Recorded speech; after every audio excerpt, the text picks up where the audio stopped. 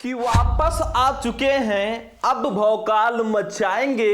इस वीडियो में आपका कुछ ज्यादा तो नहीं, लेकिन हिंदी में पूरे के पूरे 10 नंबर कंप्लीट करवाएंगे।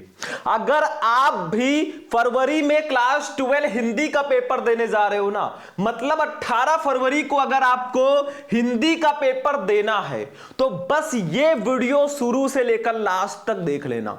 बहुत सारे हमारे स्टूडेंट हैं, कमेंट कर रहे थे सर जी आप पूरे हिंदी के इंपॉर्टेंट गद्यांश पर वीडियो बनाइए। तो आप बुलाए हम ना आए, ऐसा कैसे हो सकता है। तो आज मैं लेकर आया हूं क्लास 12 हिंदी के पूरे बुक के जितने भी मोस्ट इंपॉर्टेंट गद्यांश है ना, सबको एक ही वीडियो में। ये छोटा सा वीडियो देखने से आपका हिंदी में पूरे के पूरे 10 नंबर कंप्लीट हो जाएगा, ये मेरी गारंटी है। और ऐसे ही मैं आपको एक एक टॉपिक पढ़ाता चलूंगा। अगर आप लोगों का सपोर्ट मिला तो बस वीडियो को लाइक कर देना, चैनल को सब्सक्राइब कर देना। आज हम पूरे हिंदी के सबसे इंपॉर्टेंट गद्यांश को पढ़ेंगे। लगभग 6 गद्यांश मैंने इस वीडियो में लिए हैं और ये 6 गद्यांश आपके बोर्ड एग्जाम में बार बार रिपीट हुए हैं। किसी भी हिंदी के टीचर से जाकर पूछ लेना कि जो शुभम सर गद्यांश बता रहे हैं क्या वो आएंगे, वो भी यही कहेंगे जी बिल्कुल यही गद्यांश बार बार आते हैं। और जैसा मैं बताऊंगा ऐसे लिखोगे तो पूरे 10 में 10 नंबर मिलेंगे। सिर्फ गद्यांश आना ही बड़ी बात नहीं है, आप उसको लिखते कैसे हैं वो भी मायने रखता है। सब कुछ मैं इस वीडियो में बताने वाला हूं। तो चलिए स्टार्ट करते हैं भाई। ये गद्यांश आप लोग पढ़ लो, इससे बाहर कुछ आ ही नहीं सकता और जैसा मैं बताऊंगा वैसा ही आपको लिख कर आना है। इस बार हम माहौल बदल देंगे। इस वीडियो में हम 4 अलग अलग चैप्टर के 6 गद्यांश सॉल्व करने वाले हैं। दिल थाम के बैठिएगा, आपका जो नजर है स्क्रीन पर होना चाहिए, बाकी इसमें नोट करने की कोई खास जरूरत नहीं है। बस आप ध्यान से देख लो, आपको सारे गद्यांश आ जाएंगे, ये मेरी गारंटी है। देखो सबसे फर्स्ट गद्यांश जो है भैया ना, वो हमारे फर्स्ट चैप्टर से ही होगा। मैंने कहा था 3 चैप्टर बहुत इंपॉर्टेंट है गद्यांश के लिए। राष्ट्र का स्वरूप, अशोक के फूल, निंदा रस, भाषा और आधुनिकता। इन 3-4 चैप्टर का गद्यांश पढ़ लो भाई, इससे बाहर कुछ आ ही नहीं सकता। और इन्हीं चैप्टर के गद्यांश आज हम पढ़ेंगे। सबसे पहला गद्यांश जो है ना हमारे फर्स्ट चैप्टर से ही है। कैसे गद्यांश को सॉल्व करेंगे वो ट्रिक भी मैं आपके साथ शेयर करूंगा, बिल्कुल हलवा हो जाएगा। देखो, मातृभूमि पर निवास करने वाले मनुष्य राष्ट्र का दूसरा अंग है। पृथ्वी हो और मनुष्य ना हो तो राष्ट्र की कल्पना असंभव है। पृथ्वी और जन दोनों के समन्वय से ही राष्ट्र का स्वरूप संपादित होता है। जन के कारण ही पृथ्वी मातृभूमि की संज्ञा प्राप्त करती है। पृथ्वी माता है और जन सच्चे अर्थों में पृथ्वी के पुत्र हैं। आपको यह गद्यांश दे दिया गया, इसके नीचे आपको दिया जाएगा 5 क्वेश्चन। देखो 1 2 3 4 5 करके, इसका आंसर आपको लिखना है। कैसे लिखना है वो तो मैं बताऊंगा ही, लेकिन सबसे पहले मैं इसका आंसर तो ढूंढना सिखा दूं आपको, क्योंकि आपको तो क्वेश्चन ही मिलेगा, आंसर तो साथ में रहेगा नहीं। उसको ढूंढोगे कैसे आंसर वो तो मैं बता दूं भाई। तो देखो ध्यान से, ये गद्यांश हमने ध्यान से पढ़ लिया। इसको कैसे पहचानोगे कि ये किस चैप्टर का है, तो देखो इसमें राष्ट्र आया है यहां पे, ठीक है। उसके बाद में राष्ट्र यहां पे आया है, यानी कि ये राष्ट्र का स्वरूप चैप्टर का गद्यांश है। कुछ ट्रिक होते हैं, जैसे राष्ट्र का स्वरूप में राष्ट्र आएगा, अशोक के फूल में अशोक आएगा, निंदा रस में निंदा आएगा, भाषा और आधुनिकता में भाषा आएगा। ऐसे ट्रिक्स होते हैं, ठीक है। तो देखो इसमें आप समझ गए पाठ का नाम क्या है। एक काम करना, पाठ का नाम और उसके लेखक का नाम आप पहले से ही याद कर लेना कि राष्ट्र का स्वरूप के लेखक वासुदेव शरण अग्रवाल हैं, अशोक के फूल के लेखक हजारी प्रसाद द्विवेदी हैं, निंदा रस के लेखक हरिशंकर प्रसाई हैं। ये आपको याद होना चाहिए, नहीं तो कुछ नहीं हो सकता, ठीक है। तो देखो ध्यान से, अब एक एक क्वेश्चन का आंसर लिखेंगे। सबसे पहला क्वेश्चन है, उपरोक्त गद्यांश के पाठ और लेखक का नाम लिखिए। भैया पाठ का नाम राष्ट्र का स्वरूप, लेखक का नाम वासुदेव शरण अग्रवाल। 2 नंबर आपका फिक्स हो गया, कोई काट ही नहीं सकता। दूसरा देखो, रेखांकित अंश की व्याख्या कीजिए। मतलब देखो जिसके नीचे रेखाएं हैं ना, यहां से लेकर यहां तक, इसकी अपनी भाषा में व्याख्या करनी है। कोई मंत्र नहीं पढ़ना होता भैया, बस आपको हिंदी को हिंदी में ही लिखना है। बहुत इजी होता है, 2-4 लाइन आप बढ़ाकर लिख दो, 2 नंबर आपके नाम है। ठीक है, तीसरा देखो क्वेश्चन नंबर 3, राष्ट्र की कल्पना कब असंभव है। अब इसमें कीवर्ड क्या है, असंभव, कल्पना, राष्ट्र, ये सब कीवर्ड है। यही कीवर्ड आप जाकर इसमें ढूंढिए। ये देखो मिल गया, राष्ट्र, कल्पना, असंभव सब मिल गया। तो यहां से लिख दो, जहां से ये लाइन स्टार्ट हुआ है, देखो ये पृथ्वी हो और मनुष्य ना हो तो राष्ट्र की कल्पना असंभव है। मतलब जहां पे आपको क्वेश्चन का कीवर्ड मिल जाए वही लाइन पूरी उठाकर लिख दो, मैं गारंटी लेता हूं नंबर आपको पूरे मिल जाएंगे। बिल्कुल इजी है। ठीक है, हलवा। तो ये आपका आंसर हो जाएगा, इसी में दिया है, कुछ करना नहीं है। अगला देखो चौथा, पृथ्वी और जन दोनों मिलकर क्या बनाते हैं। इसमें कीवर्ड क्या है, पृथ्वी, जन, बनाते हैं, ये सब कीवर्ड है। तो देखो ध्यान से, यहां पर लिखा है, ये देखो, पृथ्वी और जन दोनों के समन्वय से ही राष्ट्र का स्वरूप संपादित होता है।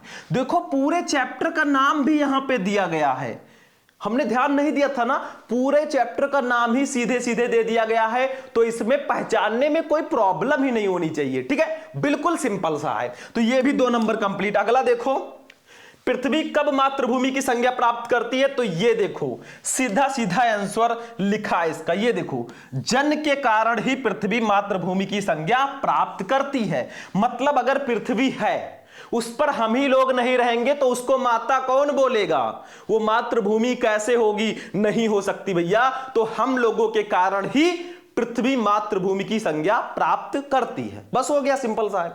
अब देखो इसका आंसर जब लिखना ना, प्रश्नोत्तर संख्या डाल देना। हिंदी की कॉपी कैसे लिखे मैंने वीडियो बना दिया है, नहीं देखा तो गलती आपकी है। आप लोग सर्च करना क्लास 12 हिंदी की कॉपी कैसे लिखें शुभम लेक्चरर, वीडियो आपको मिल जाएगा। तो जब भी लिखना मातृभूमि पर डॉट डॉट डॉट डॉट करके के पुत्र हैं, ऐसे आपको लिख देना। देखो ये मातृभूमि डॉट डॉट डॉट डॉट करके के पुत्र हैं, क्योंकि 2 गद्यांश रहेंगे। आपने कौन सा किया है, कॉपी चेक करने वाले को कैसे पता चलेगा, तो यही ट्रिक होता है। ठीक है, देखो फर्स्ट क्वेश्चन था उपयुक्त गद्यांश के पाठ और लेखक का नाम लिखिए। तो ऐसे फर्स्ट लिखिए, आप डायरेक्ट भी लिख सकते हो, पाठ का नाम राष्ट्र का स्वरूप, लेखक का नाम वासुदेव शरण अग्रवाल, लेकिन आप संदर्भ के रूप में भी लिख सकते हो, ये भी सही है। देखो प्रस्तुत गद्यांश हमारी पाठ्य पुस्तक के गद्य भाग में संकलित एवं भारतीय संस्कृति के अध्येता डॉक्टर वासुदेव शरण अग्रवाल द्वारा लिखित राष्ट्र का स्वरूप शीर्षक निबंध से अवतरित है। जिसके नीचे मैंने अंडरलाइन किया है ना, इसको ब्लैक पेन से लिखिएगा, बाकी ब्लू से। आपका सबसे आसान तरीका वही है, लिख दो पाठ का नाम, राष्ट्र का स्वरूप, लेखक का नाम डॉक्टर वासुदेव शरण अग्रवाल, बस इतना लिख दो, काम हो जाएगा। नहीं हो रहा है तो ये संदर्भ डायरेक्टली लिख दो, 2 नंबर आपके नाम एग्जामिनर ऐसे कर देगा बिना परमिशन के। दूसरा देखो क्या है, रेखांकित अंश की व्याख्या कीजिए। पृथ्वी मातृभूमि की संज्ञा प्राप्त करती है, जन, पृथ्वी माता और जन सच्चे अर्थों में पृथ्वी के पुत्र हैं। शायद यहां से रहेगा, जन के कारण ही पृथ्वी मातृभूमि की संज्ञा प्राप्त करती है। तो देखो इसका अर्थ लिख दो थोड़ा बहुत, देखो ध्यान से, ये इसका अर्थ, रेखांकित अंश की व्याख्या हम हेडिंग डालेंगे, खूब प्यारा सा ब्लैक पेन से लिखेंगे। जब तक किसी भूभाग पर निवास करने वाले मनुष्य भूमि को माता और स्वयं को उस भूमि का पुत्र नहीं मानते, तब तक उनमें राष्ट्रीयता की भावना उत्पन्न नहीं हो सकती। जब हम देश को अपनी माता के रूप में अनुभव करने लगते हैं, तभी हमारे हृदय में ऐसे भाव जन्म लेते हैं जिनके आधार पर राष्ट्र का निर्माण करने की इच्छा उत्पन्न होती है। 2 नंबर यहां पर भी फिक्स है भाई, एग्जामिनर रेड पेन से देगा तो ये देखो 2 नंबर यहां पर भी फिक्स है। ठीक है, थोड़ा बहुत बढ़ा चढ़ा के लिख दो, काम हो जाएगा। अभी मैं स्क्रीनशॉट लेने का मौका भी दूंगा। अगला, राष्ट्र की कल्पना कब असंभव है। तो देखो यहां पे लिखा है सीधा सीधा इसका आंसर, ये देखो, मनुष्य के बिना राष्ट्र की कल्पना असंभव है। बस इतना लिख दो, 2 नंबर कंप्लीट। गद्यांश में अगर आपने स्टार्टिंग के 2 क्वेश्चन का आंसर दे दिया ना, तो बाकी 3 बिल्कुल हलवा होते हैं भाई, बस चिम्मच उठाओ खा लो। चौथा देखो क्या है बच्चों, चौथा क्वेश्चन हमारा देखो, पृथ्वी और जन दोनों मिलकर क्या बनाते हैं। भैया क्या बनाएंगे, देखो पृथ्वी और जन दोनों मिलकर राष्ट्र का स्वरूप बनाते हैं। 2 नंबर यहां पर भी फिक्स हो गया, बिल्कुल सिंपल है। अभी मैंने आंसर ढूंढ ढूंढ कर बताया था, वही मैं यहां पे लिख रहा हूं, कहीं बाहर से मैं नहीं लिख रहा। ठीक है, अगला क्वेश्चन देखो, पृथ्वी कब मातृभूमि की संज्ञा प्राप्त करती है, कब। तो देखो इसका आंसर सीधा सीधा दिया गया, ये पृथ्वी पर जन का निवास होने पर वो मातृभूमि की संज्ञा प्राप्त करती है। अगर हम ही लोग ना रहे तो पृथ्वी को माता कौन कहेगा? कहा गया है ना, धरती हमारी माता है। तो हम लोग हैं तभी तो कह रहे हैं, जब लोग ही नहीं रहेंगे तो कौन कहेगा? मान लो अभी आदमी लोग ना रहे, व्यक्ति ना रहे, तो देश कैसे बनेगा? एक देश में रहने वाले लोगों के द्वारा ही तो देश बनता है, उसका निर्माण होता है। तो यही चीज है, ऐसे लिखकर आओगे। चलो मैं स्क्रीनशॉट लेने का मौका दे देता हूं आपको, फटाफट इसी का स्क्रीनशॉट ले लो, क्वेश्चन का नहीं, आप इसका स्क्रीनशॉट लेकर रख लो। हो गया? ऐसे लिखकर आओगे 10 में 10 नंबर पाओगे और कोई काट ही नहीं सकता। पहला वाला गद्यांश हमारा हो चुका है, लेकिन मैंने कहा था ना, अभी तो पार्टी शुरू हुई है, अभी तो एक ही हुआ, हम पूरे 6 गद्यांश देखेंगे। टाइम भले ही लग जाए, लगने दो भाई, लेकिन पढ़ना है हमें, अब मेहनत करना है। अब समय नहीं है, जो हो गया, जो बीत गया उसे सोचा नहीं करते भैया। चलो आगे बढ़ते हैं, दूसरा वाला गद्यांश देखते हैं क्या है हमारा नेक्स्ट। अब देखिए स्टूडेंट, जो हमारा दूसरा वाला गद्यांश है ना, वो भी हमारे फर्स्ट चैप्टर से ही है और बहुत ज्यादा इंपॉर्टेंट है। ये सब रिपीटेड वाले गद्यांश हैं। देखो क्या है, भूमि का निर्माण देवों ने किया है, वो अनंत काल से है। उसके भौतिक रूप, सौंदर्य और समृद्धि के प्रति सचेत होना हमारा आवश्यक कर्तव्य है। भूमि के पार्थिव स्वरूप के प्रति हम जितने अधिक जागरूक होंगे, उतनी ही हमारी राष्ट्रीयता बलवती हो सकेगी। ये पृथ्वी सच्चे अर्थों में समस्त राष्ट्रीय विचारधाराओं की जननी है। जो राष्ट्रीयता पृथ्वी के साथ नहीं जुड़ी वो निर्मूल होती है। राष्ट्रीयता की जड़ें पृथ्वी में जितनी अधिक गहरी होंगी, उतना ही राष्ट्रीय भावों का अंकुर पल्लवित होगा। इसलिए पृथ्वी के भौतिक स्वरूप की अदोपांत जानकारी प्राप्त करना, उसकी सुंदरता, उपयोगिता और महिमा को पहचानना हमारा आवश्यक धर्म है। ठीक है, पढ़ लिया हमने। सबसे पहले गद्यांश को ध्यान से पढ़ो। हो गया? किस चैप्टर का है? इसमें भी राष्ट्र शब्द कई बार आया होगा। देखो भैया, ये राष्ट्रीयता, ये राष्ट्रीयता, मतलब कई बार राष्ट्र शब्द आया है, तो ये राष्ट्र का स्वरूप चैप्टर का गद्यांश है। अगर राष्ट्र की बात की जाए तो हमारे राष्ट्र का स्वरूप चैप्टर का वो गद्यांश होगा। जैसे देखो क्वेश्चन, देखो फर्स्ट है उपरोक्त गद्यांश के पाठ हो लेखक का नाम लिखिए। वैसे ही लिखेंगे जैसा पहले वाले में हमने लिखा था। पाठ का नाम, राष्ट्र का स्वरूप, लेखक का नाम डॉक्टर वासुदेव शरण अग्रवाल। दूसरा, रेखांकित अंश की व्याख्या कीजिए। यहां से लेकर यहां तक पूरा व्याख्या करना, अभी मैं बताऊंगा। तीसरा, राष्ट्र भूमि के प्रति हमारा आवश्यक कर्तव्य क्या है? तो यहां पे कीवर्ड है राष्ट्र भूमि प्रति आवश्यक कर्तव्य। तो देखो यहां पे आंसर इसका दिया होगा, ये देखो, उसके भौतिक रूप, सौंदर्य और समृद्धि के प्रति सचेत होना हमारा आवश्यक कर्तव्य है। यही लाइन उठाकर लिख दो, नंबर मिल गया। सिंपल सा है, कीवर्ड आप ढूंढो, वही लाइन उठाकर लिख दो। चौथा, किस प्रकार की राष्ट्रीयता को लेखक ने निर्मूल कहा है? तो देखो यहां पे सीधा सीधा आंसर लिखा है, जो राष्ट्रीयता पृथ्वी के साथ नहीं जुड़ी वो निर्मूल होती है। बस इतना ही उठाकर लिख दो, काम खत्म है। सिंपल सा है, कुछ है नहीं गद्यांश में, लेकिन मैंने सोचा आपको टॉप 6 गद्यांश बता दिया जाए, ताकि बाद में आप क्वेश्चन ना करें, सर जी आपने नहीं बताया है, शिकायत ना आए।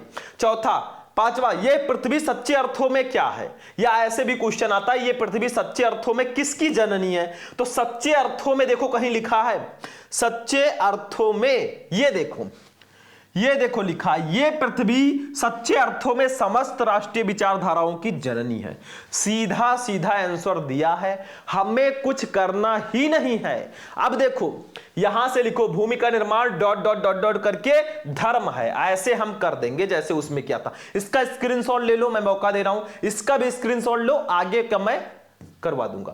देखो, भूमि का निर्माण डॉट डॉट डॉट डॉट करके आवश्यक धर्म है।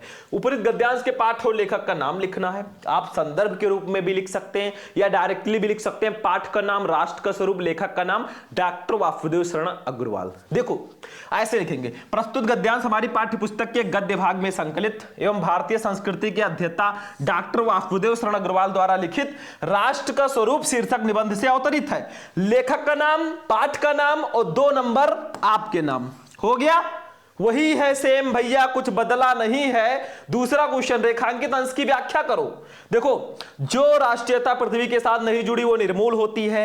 राष्ट्रीयता की जड़ें पृथ्वी में जितनी अधिक गहरी होंगी, उतना ही राष्ट्रीय भावों का अंकुर पल्लवित होगा। इसलिए पृथ्वी के भौतिक स्वरूप की अदोपांत जानकारी प्राप्त करना, उसकी सुंदरता, उपयोगिता और महिमा को पहचानना हमारा आवश्यक धर्म है। तो इसको हम थोड़ा बढ़ा चढ़ा के स्टाइल से लिख देंगे, नंबर मिल गया। देखो ये दूसरा वाला आंसर देख लो, ये रेखांकित अंश की व्याख्या। अब चूंकि 4 लाइन की व्याख्या करनी है तो हम 6-7 लाइन में लिखेंगे। देखो हेडिंग डालना खूब प्यारा सा, रेखांकित अंश की व्याख्या लिखना। डॉक्टर वासुदेव शरण अग्रवाल के अनुसार राष्ट्रीयता और पृथ्वी का संबंध अटूट और अनिवार्य रूप से आवश्यक है। इसलिए पृथ्वी के साथ राष्ट्रीयता का संबंध अथवा आधार जितना अधिक मजबूत होगा उतना ही राष्ट्रीय भावनाओं का विकास भी संभव होगा। उसी को थोड़ा चेंज वेंज करके लिख दो। जिस राष्ट्रीयता का संबंध पृथ्वी के साथ नहीं होगा वो राष्ट्रीयता निराधार होती है। इस दृष्टि से प्रत्येक व्यक्ति का वो परम आवश्यक कर्तव्य एवं धर्म है कि वो पृथ्वी के भौतिक स्वरूप से पूरी तरह से परिचित रहे, साथ ही उसके सौंदर्य, उपयोगिता एवं महत्व का भी अधिकाधिक जानकारी रखे। 2 नंबर आपका भी जानकारी के लिए हो गया, काम खत्म। चलो इसका भी स्क्रीनशॉट ले लो फटाफट। अगला क्वेश्चन देखो, तीसरा वाला क्वेश्चन, राष्ट्र भूमि के प्रति हमारा आवश्यक कर्तव्य क्या है? अभी आंसर ढूंढकर मैंने बताया था, सिंपल सा है, कुछ करना नहीं है। ये देखो राष्ट्र भूमि के प्रति हमारा आवश्यक कर्तव्य यह है कि हम अपनी इस भूमि के रूप, सुंदरता और समृद्धि के प्रति सचेत रहें और किसी भी दशा में इस भूमि के रूप एवं सौंदर्य आदि को विकृति ना होने दे। 2 नंबर कंप्लीट हो गया। अगला क्वेश्चन देखो, हलवा है भाई, नेक्स्ट क्वेश्चन पे आ जाओ।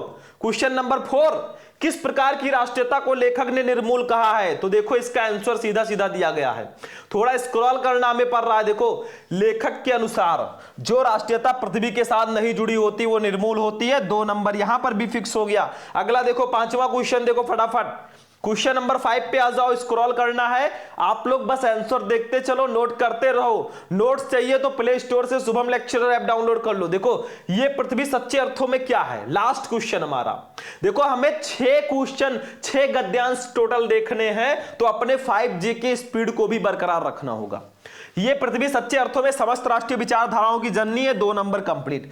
10 में 10 पाओगे अगर ऐसे लिख कर आओगे। और मैं एक बात और बोल दूं भाई, अगर इन सबका नोट्स चाहिए, सिर्फ इसी का नहीं, पूरे हिंदी, पूरे इंग्लिश, पूरे सब्जेक्ट का, प्ले स्टोर से शुभम लेक्चरर ऐप डाउनलोड कर लो। व्हाट्सएप पर चाहिए तो भाई इस नंबर पर कांटेक्ट कर लेना, 9918332305। लेकिन आपको ऐप डाउनलोड कर लेना है, वहीं पर सारी चीजें मिलेंगी।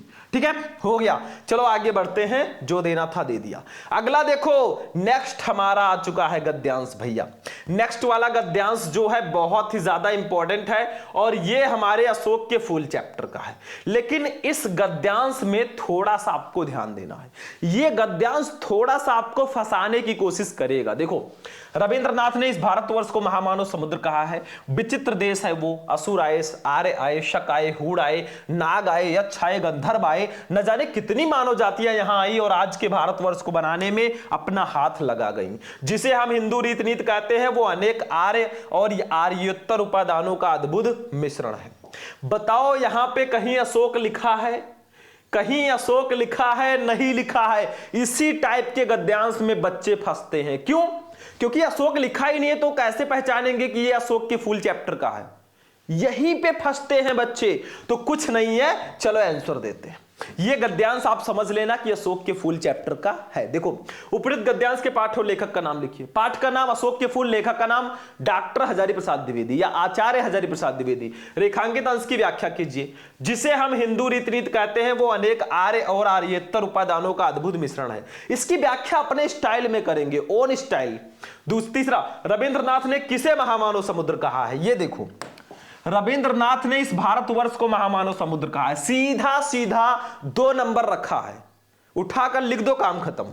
अगला देखो, भारतवर्ष के निर्माण में किन किन का सहयोग रहा है? भैया इन सब का सहयोग रहा है। असुर आए, आर्य आए, शक आए, हूड़ आए, नाग आए, यक्ष आए, गंधर्व आए, न जाने कितनी मानव जातियां यहां आई और आज के भारतवर्ष को बनाने में अपना हाथ लगा गई। मतलब इन सब का सहयोग रहा है। इन सब ने भारतवर्ष को बनाने में अपना हाथ लगाया है, सपोर्ट किया है। अगला क्वेश्चन, भारतवर्ष के निर्माण में हो गया। आर्य, शक, हूड़ कहां आए? तो ये सब समय समय पर भारतवर्ष में आए। कहा गया है ना, ये सब भारतवर्ष में आए और इसको बनाने में अपना हाथ लगा गए। तो ये सब भारतवर्ष में आए। ठीक है, चलो इसका आंसर लिखेंगे तो सेम प्रोसेस। रविंद्रनाथ ने डॉट डॉट डॉट डॉट करके मिश्रण है, ये देखो हो गया। फर्स्ट क्वेश्चन हम लिखेंगे, उपरोक्त गद्यांश के पाठ और लेखक का नाम लिखिए। आप डायरेक्ट भी लिख सकते हो, पाठ का नाम अशोक के फूल, लेखक का नाम आचार्य हजारी प्रसाद द्विवेदी। लेकिन हम एज अ संदर्भ लिखेंगे। देखो, प्रस्तुत गद्यांश हमारी पाठ्य पुस्तक के गद्य भाग में संकलित तथा हिंदी के सुविख्यात निबंधकार आचार्य हजारी प्रसाद द्विवेदी द्वारा लिखित अशोक के फूल नामक ललित निबंध से अवतरित है। ये पाठ का नाम, ये लेखक का नाम और ये 2 नंबर आपके नाम, संदर्भ लगभग सेम ही रहता है। पाठ का नाम, लेखक का नाम चेंज करना होता है और थोड़ा सा यहां पे लेखक का गुण चेंज कर देना बस। अगला क्वेश्चन देखो, दूसरा, रेखांकित अंश की व्याख्या कीजिए। जिसे हम हिंदू रीतिनीति कहते हैं वो अनेक आर्य और आर्योत्तर उपादानों का अद्भुत मिश्रण है। इसकी व्याख्या करेंगे। देखो, यहां पे दूसरा हेडिंग डालेंगे हम लोग ये। अब देखो भैया, 2 लाइन की व्याख्या इतनी बड़ी लिखी गई है। देखो, आप इसमें से 1-2 लाइन हटा भी सकते हो, कोई दिक्कत नहीं है, तो लेकिन मैं बता देता हूं। देखो, रेखांकित अंश की व्याख्या, हेडिंग डालना। हमारे देश के इतिहास का अध्ययन करने से यह विदित होता है कि यहां आदिकाल से ही अनेक विदेशी जातियां आई। उनमें से आर्य आए, शक आए, हूण आए आदि अनेक जातियों ने भारत पर आक्रमण करके यहां विजय प्राप्त की और यहां के विशाल भूभागों पर अपने राज्यों साम्राज्यों की स्थापना की। इनमें से अनेक यहीं के होकर रह गए और वैवाहिक संबंधों के द्वारा यहां की उस हिंदू संस्कृति के अंग बन गए। हिंदुओं ने जिसकी भी सभ्यता या संस्कृति में जो कुछ भी श्रेष्ठ था उसे ग्रहण कर लिया। बस इतना ही लिख दो, काम हो जाएगा। इस प्रकार विभिन्न प्रकार के रीति रिवाजों, परंपराओं, नीतियों, आदर्शों आदि पर आधारित जिस भारतीय संस्कृति के दर्शन हमें होते हैं वो यहाँ की सर्वश्रेष्ठ कही जाने वाली आर्य जाति या उसके बाद बाहर से आने वाली विदेशी जातियों के समन्वयात्मक योगदान का परिणाम है। देखो, ये लास्ट वाली लाइन लिखना जरूरी है, मतलब पूरा लिख देना या फिर इसमें से थोड़ा बहुत अपनी तरफ से बनाकर लिख देना, नंबर मिल जाएगा। स्क्रीनशॉट ले लो। चलो आगे बढ़ते हैं। नेक्स्ट क्वेश्चन हम देखते हैं, क्वेश्चन नंबर 3 पे आ जाते हैं। रविंद्रनाथ ने किसे महामानव समुद्र कहा है? तो देखो, इसका आंसर डायरेक्टली हम देखेंगे 3rd वाला। देखो, ये रविंद्रनाथ ने भारतवर्ष को महामानव समुद्र कहा है क्योंकि यहां की प्रगति एवं सांस्कृतिक विकास में अनेक महापुरुषों ने अपना योगदान दिया है। तो आप इतना ही लिख सकते हो, रविंद्रनाथ ने इस भारतवर्ष को महामानव समुद्र कहा है। इतना भी लिख दोगे, नंबर मिल जाएगा। ठीक है, चलो अगला देखो हमारा क्वेश्चन है, क्वेश्चन नंबर 4 पे आ जाओ। थोड़ा स्क्रॉल करना पड़ेगा और क्वेश्चन नंबर हम लोग 4 पे आ जाते हैं। देखो, भारतवर्ष के निर्माण में किन किन का सहयोग रहा है? तो इसका भी आंसर मैंने आपको अभी बता ही दिया था, वही हमें यहां पे अब लिखना है। देखो, ये भारतवर्ष के निर्माण में न केवल आर्यों का, वरन आर्यों के उपरांत आने वाले शक, हूण तथा नाग, यक्ष एवं गंधर्व, असुर आदि अनेक विदेशी जातियों का सहयोग रहा है। 2 नंबर यहां पर भी फिक्स हो चुका है। 5वें क्वेश्चन पे आ जाओ बच्चा पार्टी। क्वेश्चन नंबर 5 देखते हैं। ध्यान से एक एक क्वेश्चन देखो, कुछ है नहीं। आर्य, शक, हूण कहां आए? तो इसका भी आंसर देखते हैं। भाई थोड़ा स्क्रॉल करना पड़ेगा, लेकिन आंसर इसका देखिए। आर्य, शक एवं हूण आदि विदेशी जातियों के लोग समय समय पर भारतवर्ष में आए। 2 नंबर यहां पर भी कंप्लीट, मतलब 10 में 10 नंबर आपका कंप्लीट हो चुका है। हो गया? चलो इसको भी नोट करो, स्क्रीनशॉट ले लो फटाफट। ऐसे लिख कर आना भाई। मैं टॉप 6 इसलिए बता रहा हूं, टाइम लग रहा है मैं मानता हूं, लेकिन आपको जानना भी तो जरूरी है। नहीं पढ़ोगे तो प्रॉब्लम में आ जाओगे। अब जैसे ये वाला है, इसमें भी आपको पहचानना है ये कहां का है भैया। ठीक है, तो इसमें थोड़ा सा ट्रिप दिया गया है, बहुत इंपॉर्टेंट ये गद्यांश है, बहुत ज्यादा इंपॉर्टेंट है। देखो, कहते हैं दुनिया बड़ी भुलक्कड़ है, केवल उतना ही याद रखती है जितने से उसका स्वार्थ सत्ता है, बाकी को फेंक कर आगे बढ़ जाती है। शायद अशोक से उसका स्वार्थ नहीं सधा, क्यों उसे वह याद रखती? सारा संसार स्वार्थ का अखाड़ा ही तो है। भाई इसमें किस चैप्टर का है? देखो, अशोक आ गया, अशोक आ गया, अशोक के फूल चैप्टर का ये गद्यांश है। आंख बंद करके लिख दो। चलो अब इसको आंसर देखिए। उपयुक्त गद्यांश के पाठ और लेखक का नाम लिखिए। पाठ का नाम अशोक की फूल, लेखक का नाम डॉक्टर हजारी प्रसाद द्विवेदी। रेखांकित अंश की व्याख्या कीजिए। इसकी व्याख्या कर दो जितना लिखा है। ठीक है, अशोक को विस्मृत करने का आधार किसे माना गया है? तो अशोक को विस्मृत करने का आधार स्वार्थवृत्त को माना गया। कहा गया है दुनिया बहुत स्वार्थी है, केवल उतना ही याद रखती है जितने से उसका स्वार्थ सधता है। तो अशोक को विस्मृत करने का आधार स्वार्थवृत्ति को माना गया है। नेक्स्ट, लेखक ने दुनिया का किस तरह का व्यवहार बताया है? तो लेखक ने बताया है कि दुनिया केवल उतना ही याद रखती है जितने से उसका स्वार्थ सधता है, बाकी को फेंक कर आगे बढ़ जाती है। यही लिख दो, नंबर फिक्स है। इसमें थोड़ा सा दिमाग आपको लगाना पड़ेगा, सीधा सीधा आंसर नहीं दिया है। अगला देखो, 5वां, स्वार्थ का अखाड़ा किसे कहा गया है? तो देखो, सारा संसार स्वार्थ का अखाड़ा ही तो है, मतलब सारे संसार को स्वार्थ का अखाड़ा कहा गया है कि दुनिया बहुत स्वार्थी है भाई। अपने स्वार्थ के लिए सब याद करते हैं। चलो इसका आंसर लिखते हैं, कहते हैं डॉट डॉट डॉट डॉट करके अखाड़ा ही तो है। ये देखो फर्स्ट क्वेश्चन है, उपयुक्त गद्यांश के पाठ और लेखक का नाम लिखिए, सेम संदर्भ लिख देंगे जैसा आगे इससे पहले वाले में लिखा था। प्रस्तुत गद्यांश हमारी पाठ्यपुस्तक के गद्य भाग में संकलित तथा हिंदी के सुविख्यात निबंधकार आचार्य हजारी प्रसाद द्विवेदी द्वारा लिखित अशोक के फूल नामक ललित निबंध से अवतरित है। 2 नंबर फिक्स हो गया, या आप वैसे भी लिख सकते हो, पाठ का नाम अशोक के फूल, लेखक का नाम आचार्य हजारी प्रसाद द्विवेदी। चलो दूसरा, रेखांकित अंश की व्याख्या कीजिए, इसकी व्याख्या कर दो। कहते हैं दुनिया बड़ी भुलक्कड़ है, केवल उतना ही याद रखती है जितने से उसका स्वार्थ सत्ता है, बाकी को फेंक कर आगे बढ़ जाती है। इसकी व्याख्या लिखते हैं, चलो फटाफट। दूसरा, रेखांकित अंश की व्याख्या देखो, द्विवेदी जी कहते हैं कि यह संसार बड़ा स्वार्थी है, ये उन्हीं बातों को याद रखता है जिनसे उसका कोई स्वार्थ सिद्ध होता है, अन्यथा व्यर्थ की स्मृतियों से ये अपने आप को बोझिल नहीं बनाना चाहता। ये उन्हीं वस्तुओं को याद रखता है जो उसके दैनिक जीवन की स्वार्थ पूर्ति में सहायता पहुंचाती हैं। बदलते समय की दृष्टि में अनुपयोगी होने से यदि कोई वस्तु उपेक्षित हो जाती है तो ये उसे भूलकर आगे बढ़ जाता है। बेटा 2 नंबर यहां पर भी कंप्लीट हो गया, बना बनाकर लिख दो, नहीं आ रहा है। चलो तीसरा क्वेश्चन देखो भैया, क्वेश्चन नंबर 3, अशोक को विस्मृत करने का आधार किसे माना गया है? अभी मैंने बताया था, सबका स्क्रीनशॉट लेते चलो, मैं साइड में ही हूं, ठीक है। देखो अशोक को विस्मृत करने का आधार स्वार्थ वृत्त को माना गया है। 2 नंबर यहां पर भी कंप्लीट।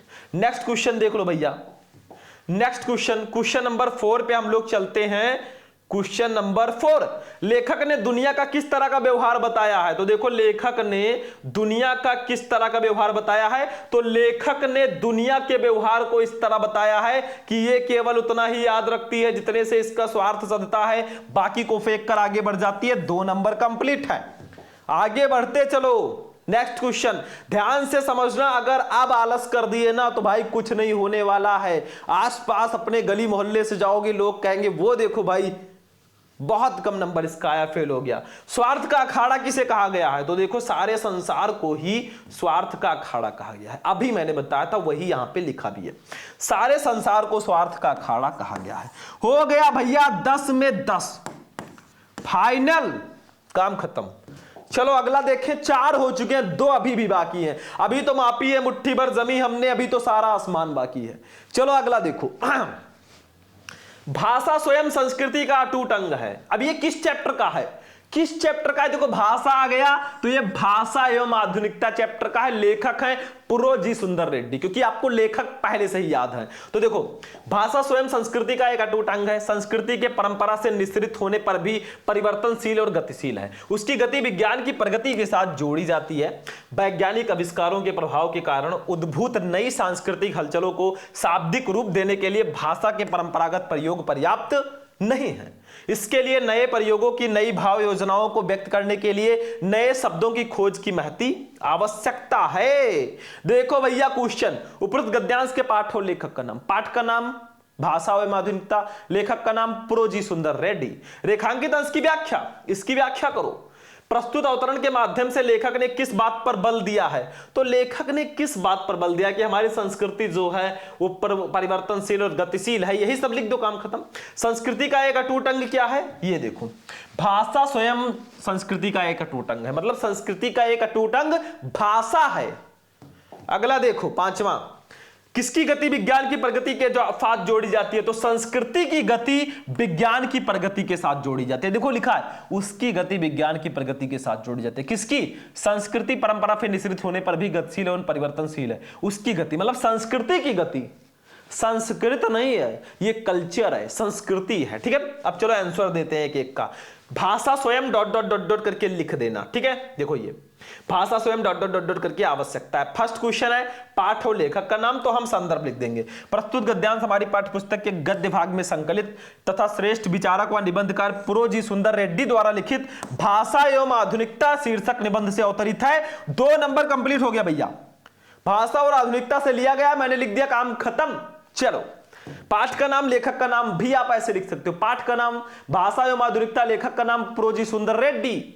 अगला क्वेश्चन, रेखांकित अंश की व्याख्या कीजिए। वैज्ञानिक आविष्कारों के प्रभाव के कारण उद्भूत नई सांस्कृतिक हलचलों को शाब्दिक रूप देने के लिए भाषा के परंपरागत प्रयोग पर्याप्त नहीं है। इसके लिए नए शब्दों की नए प्रयोगों की नई भाव योजनाओं को व्यक्त करने के लिए नए शब्दों की खोज की महती आवश्यकता है। भैया रेखांकित अंश की व्याख्या इसकी करनी है, करना आता है? अरे नहीं आता यार, छाप दो थोड़ा बहुत चेंज करके। देखो ध्यान से, रेखांकित अंश की व्याख्या नेक्स्ट हमारा ये देखो, रेखांकित अंश की व्याख्या। भाषा स्वयं, भाषा में जो प्रयोग प्राचीन काल से चले आ रहे हैं वे नए सांस्कृतिक परिवर्तनों को व्यक्त करने में समर्थ नहीं है। नित्य प्रति संस्कृति में हुए परिवर्तनों को भाषा द्वारा व्यक्त करने के लिए भाषा में नए नए प्रयोगों, नए नए शब्दों की खोज का कार्य होना बहुत आवश्यक है, जिससे बदलते हुए नए भावों को उचित रूप से व्यक्त किया जा सके। 2 नंबर यहां पर भी आपका कंप्लीट हो चुका है, मत लो टेंशन जब तक है आपका भाई शुभम। नेक्स्ट क्वेश्चन तीसरा देख लो। क्वेश्चन नंबर 3 पे आ जाओ। प्रस्तुत अवतरण के माध्यम से लेखक ने किस बात पर बल दिया है, मतलब क्या बताना चाहता है लेखक इस गद्यांश के माध्यम से? तो ये देखो तीसरा, प्रस्तुत गद्यावतरण में लेखक ने विज्ञान की प्रगति के कारण जो सांस्कृतिक परिवर्तन होता है उसे शब्दों द्वारा व्यक्त करने के लिए भाषा में नए नए प्रयोगों की आवश्यकता पर बल दिया है। काम खत्म, 2 नंबर फिक्स है। अगला क्वेश्चन देखो, एक एक क्वेश्चन को ध्यान से देख लेना वरना बाद में पड़ेगा रोना। चौथा, संस्कृति का एक अटूट अंग क्या है? संस्कृति का एक अटूट अंग क्या है? गद्यांश की पहली लाइन में ही इसका आंसर था। ये देखो, संस्कृति का एक अटूट अंग भाषा है। 2 नंबर कंप्लीट। कहां पड़े हो चक्कर में? कोई नहीं है टक्कर में। 5वां क्वेश्चन आ जाओ, question number 5। First, second, third, fourth and the last one is, किसकी गति विज्ञान की प्रगति के साथ जोड़ी जाती है? बताओ किसकी गति? तो संस्कृति की गति, जो हमारा कल्चर है ना उसकी गति विज्ञान की प्रगति के साथ जोड़ी जाती है। ये देखो, संस्कृति की गति विज्ञान की प्रगति के साथ जोड़ी जाती है। 10 में 10 लेकर आओगे अगर ऐसे कॉपी में छाप कर आओगे। चलो स्क्रीनशॉट ले लिया होगा आप लोगों ने। नेक्स्ट क्वेश्चन पे, लास्ट वाले गद्यांश पे चलेंगे। गद्यांश का ये लास्ट है और मैंने ये गद्यांश निंदा रस चैप्टर से लिया है, जिसके लेखक हैं हरिशंकर परसाई जी। देखो ध्यान से, पहले ही लाइन में निंदा आ गया, मतलब ये निंदा रस चैप्टर का गद्यांश है। पाठ का नाम, उसके लेखक का नाम आपको याद होना चाहिए, वो मैं याद कराने नहीं आऊंगा। देखो, निंदा का उद्गम ही हीनता और कमजोरी से होता है। मनुष्य अपनी हीनता से दबता है, वो दूसरों की निंदा करके ऐसा अनुभव करता है कि वे सब निकृष्ट हैं और वो उनसे अच्छा है। उसके अहं की इससे तुष्टि होती है। बड़ी लकीर को कुछ मिटाकर छोटी लकीर बड़ी बनती है। जो जो कर्म छीड़ होता जाता है त्यों त्यों निंदा की प्रवृत्ति बढ़ती जाती है। कठिन कर्म ही ईर्ष्या, द्वेष और इनसे उत्पन्न निंदा को मारता है। इंद्र बड़ा ईर्ष्यालु माना जाता है क्योंकि वो निठल्ला है। इंद्र भगवान की बात की जा रही है, उनको निठल्ला कहा जा रहा, मतलब काम काज वो नहीं करते। स्वर्ग में देवताओं को बिना उगाया अन्न, बे बनाया महल और बिन बोए फल मिलते हैं। आकर्मण्यता में उन्हें अप्रतिष्ठित होने का भय बना रहता है, इसलिए कर्मी मनुष्यों से उन्हें ईर्ष्या होती है। बहुत हलवा है बिल्कुल। इसका आंसर देखो एक एक का। उपरोक्त गद्यांश के पाठ और लेखक का नाम लिखिए। पाठ का नाम निंदा रस, लेखक का नाम हरिशंकर परसाई। रेखांकित अंश की व्याख्या कीजिए। इसकी व्याख्या करो, अभी मैं बताऊंगा। निंदा का उद्गम कहां से होता है वो देखो, पहली लाइन में आंसर, निंदा का उद्गम ही हीनता और कमजोरी से होता है। आंसर सीधा सीधा दिया है, बस उठाकर छाप दो।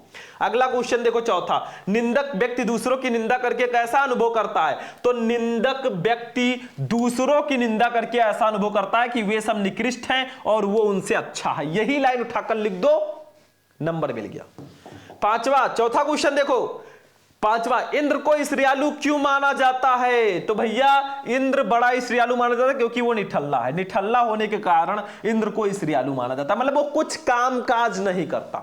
उसको बिना बनाया महल मिल गया, बिना उगाया अन्न मिल गया। भाई स्वर्ग में ये सब मिल जाते हैं, मेहनत नहीं करना पड़ता। तो उसे लगता है ना कोई अपने कठिन परिश्रम से, बहुत कड़ी तपस्या से मेरा जो गद्दी है वो ना छीन ले, ठीक है, उससे वो डरता है, उसकी निंदा, इसीलिए उसको ईर्ष्यालु माना जाता है। इसको जब सॉल्व करना, निंदा का उद्गम डॉट डॉट डॉट डॉट करके होती है, ऐसे लिख देना, निंदा का डॉट डॉट डॉट करके होती है। उपयुक्त गद्यांश के पाठ और लेखक का नाम लिखिए भाई, डायरेक्ट लिख देंगे संदर्भ।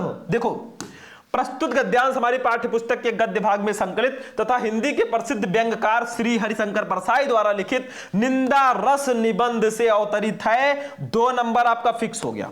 कोई काट ही नहीं सकता। अगला क्वेश्चन देखो, वही सेम प्रोसेस, या तो आप पाठ का नाम निंदा रस, लेखक का नाम हरिशंकर परसाई भी लिख सकते हो। दूसरा, रेखांकित अंश की व्याख्या कीजिए। इसकी आपको व्याख्या करनी है, देखो ध्यान से, व्याख्या किसकी करनी है? जिसके नीचे रेखाएं हैं। इंद्र बड़ा ईश्वरियालु माना जाता है क्योंकि वो निठल्ला है। स्वर्ग में देवताओं को बिना उगाया अन्न, बे बनाया महल और बिन बोए फल मिलते हैं। आकर्मण्यता में उन्हें अप्रतिष्ठित होने का भय बना रहता है, इसलिए कर्मी मनुष्यों से उसे ईर्ष्या होती है।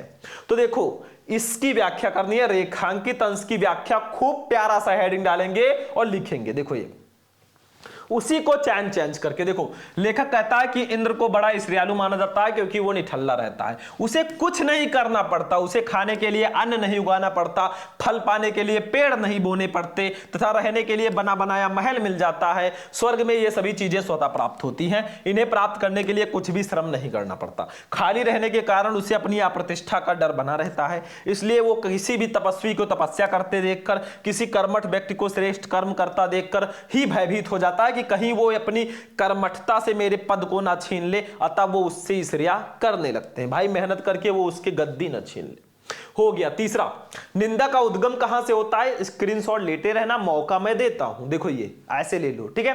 देखो, निंदा का उद्गम हीनता और कमजोरी से होता है। 2 नंबर यहां पर भी फिक्स है 100%। चौथे क्वेश्चन पे आ जाओ, क्वेश्चन नंबर 4 पे आ जाओ बच्चों। देखो, निंदक व्यक्ति दूसरों की निंदा करके कैसा अनुभव करता है? कैसा करेगा कि वो सबसे अच्छा है भाई और सब बेकार हैं। देखो ये तीसरा। चौथा, निंदक व्यक्ति दूसरों की निंदा करके ऐसा अनुभव करता है कि वे सब निकृष्ट हैं और वो उनसे अच्छा है। 2 नंबर यहां पर भी फिक्स। 5वें क्वेश्चन पे आ जाओ, लास्ट वाला क्वेश्चन हमारा है क्वेश्चन नंबर 5। इंद्र को ईर्ष्यालु क्यों माना जाता है? मतलब इंद्र को ईर्ष्यालु क्यों कहा जाता है? तो देखो, ये निठल्ला होने के कारण इंद्र को ईर्ष्यालु माना जाता है क्योंकि वो कुछ काम काज नहीं करते। तो ऐसे लिखकर आओगे, इसको 10 में 10 यहां पर भी पाओगे। तो गद्यांश वाला जो हमारा सेक्शन है फाइनली फिनिश हुआ। चलिए पद्यांश को देखते हैं। तो स्टूडेंट, फाइनली जो हमारा आज का ये स्पेशल क्लास है वो यहीं पर समाप्त होगा। मैंने आपको आज क्लास 12 हिंदी के टॉप 6 यानी कि 6 सबसे ज्यादा पूछे जाने वाले गद्यांश को बताया। इससे बाहर कुछ नहीं आएगा। मेहनत के लिए भाई इस वीडियो को कर देना लाइक, चैनल पर नए चैनल को सब्सक्राइब कर देना, दोस्तों के साथ भी शेयर कर देना। चलिए चल रहे हैं भाई, फिर मिलेंगे किसी नेक्स्ट वीडियो में नेक्स्ट टॉपिक के साथ। तब तक के लिए जय हिंद।